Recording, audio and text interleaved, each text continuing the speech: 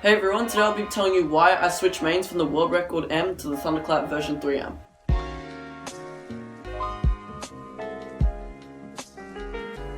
Thank you to Daily Pulses for kindly sending out this cube to me. If you'd like to purchase any cube on the market for a cheap price, head to their store and use my code LHCubeOff for 10% off. So when I unboxed this cube about 1 or 2 weeks ago, it came really sandy and overall couldn't corner cut at all. It was really slow and overall just not really good cube out of the box. However, I had tried a Thunderclap previously, so I really wanted to try and give this cube a go. So after unboxing it, I decided to play around with it and started trying some lubes out to try and make this cube better.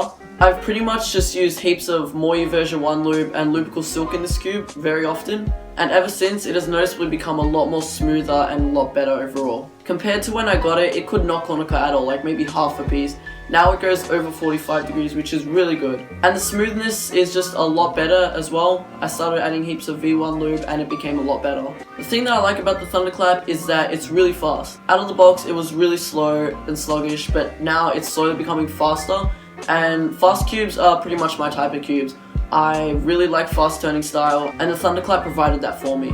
This cube has a standard length of 56mm and is 92 grams, which I'm pretty sure is average. However, out of the box, I could definitely feel that it was pretty light, and it still does. The puzzle is 1650 AED or 10 USD at dailypuzzle.com.au, which is incredibly cheap. This is considered pretty much a cheaper Volk Power M, and it's incredible because it really does feel similar to the Volk Power M. However, it's legit a third of its price. I have tried the Volk Power M before and I sort of liked it, but it wasn't quite the type I was looking for.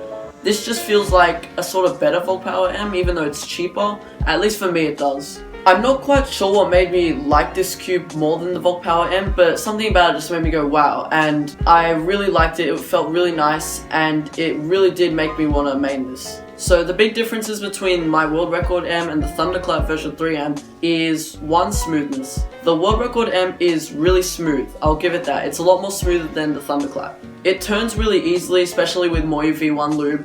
It just feels really nice to turn overall, whereas this is a bit more bumpier, but it's still quite close to catching up.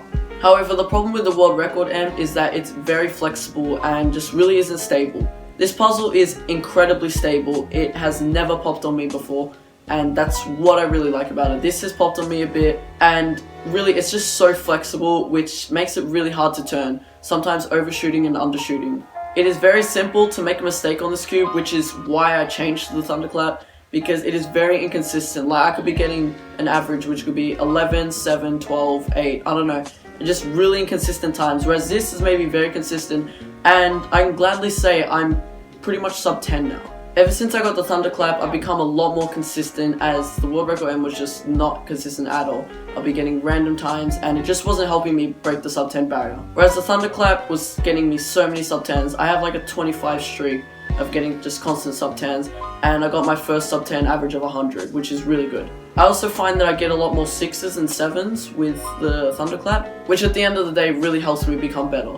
The shades and design on this cube are also really nice, and I also like how it's got primary internals.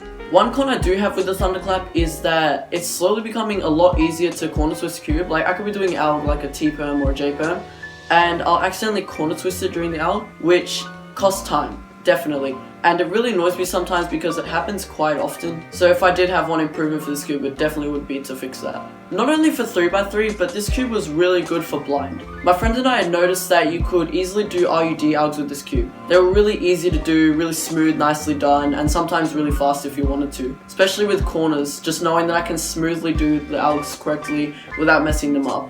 Whereas with the world record M, I could really often overshoot, undershoot with the algs. So my overall opinion with this cube, I am insanely happy with the performance. It definitely didn't feel as expected upon unboxing the cube, but now after setting it up a bit, it has become really good, and I'm insanely happy for that because it is just a really good cube. It does lock up a bit, sometimes corner twist, which again is a con, always have cons, but overall it's just a really smooth cube, very stable, overall incredible.